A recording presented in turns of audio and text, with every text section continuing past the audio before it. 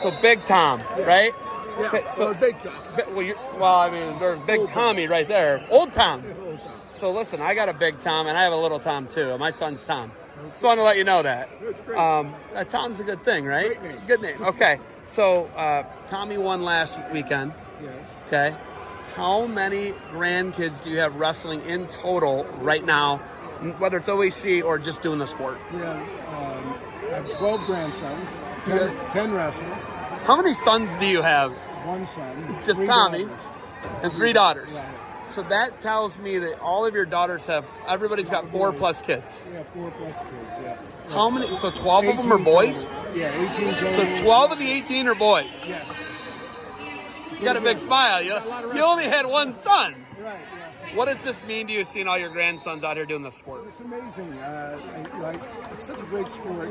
Tommy speaks to it all the time, and we really feel strongly that it's a real great sport for learning the whole struggle of everything that you go through in your life. And we don't try not to make it struggle, try to make it fun. But anyway, it's it's a good laboratory for that. And we always thought that from the very beginning. But yeah, I got 12 grandsons. 10 are walking, old enough to wrestle. So they do. 9 made it here this weekend. You had 9? 9 here. And I think, I don't know, maybe 5th place, 6th place, maybe. Then I had 1 down in Tennessee, in Nashville, and he finished 2nd. So he's wrestling in Tennessee. Yeah, he wrestles for Father Ryan down there in Nashville. Okay, Father Ryan's one of the better programs in Tennessee. Yeah, they're at Iron Man, they're good. Yeah, right. Getting your 1 son into this, what was your background wrestling? How did you get Tommy Rowlands into the sport? Well, I grew up in New Jersey, wrestled in New Jersey, moved my senior year to Ohio. Wrestled in Ohio, didn't know anybody from anything because it's 1975, no internet or anything. So I ended up at OU, wrestled there a couple of years with Harry Huska and the team down there. Got married in college. And then, when Tommy and I wrestled, we always tease about wrestling the head. As a dad, I would just get down on all fours and bump him around with my head. And that was it. We just started with that, and it was always fun and kept it fun.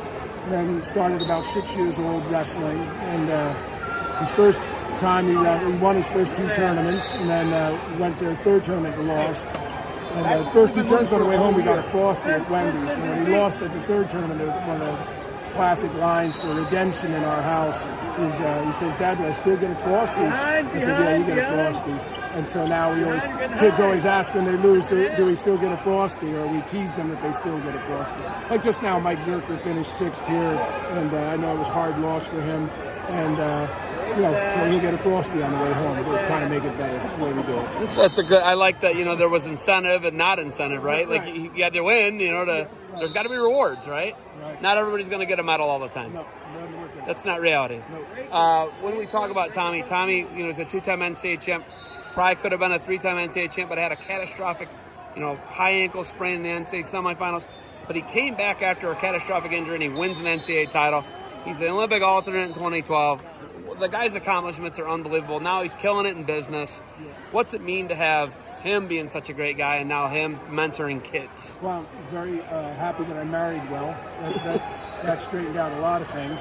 But it's wonderful. And when I hear people compliment me all the time about how nice he is and good guy and generous he is and how he gives of himself, I'm really happy about that. And there's always been the goal is to be a good man. And we tell the kids that all the time. We're not trying to make you a great 12-year-old wrestler, trying to make you a great 16-year-old wrestler. And in the end, we want you to be a good man. We want you to love your wife, take care of your children, and be that guy. So that's really what we try to teach all along. And then the responsibilities and accountabilities that come through this sport, applied then to your life. These are pretty young guys. We don't get that far. But with the high school guys, we talk a little bit. And I'm sure young Tommy, my grandson Tommy's on the verge of getting those heavier conversations as to how it's forming him as a person. Not just as a race.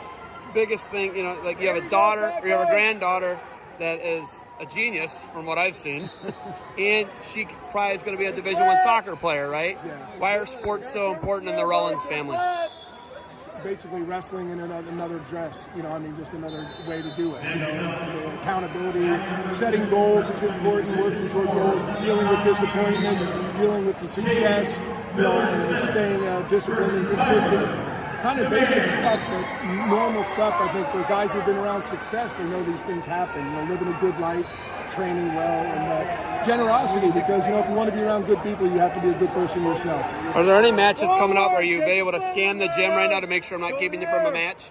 Are you able to see? I mean, seriously. One of the grandsons or two might be out there. I know I got one in the finals coming up. Joey Rowlands, and then Logan Rowlands. I think he's wrestling for third any minute. Okay, I got to let you get at that. Thank you for the time. Congratulations on all the grandsons and granddaughters. I appreciate hearing the messages that you have. You got anything else for me? No, thanks for being around.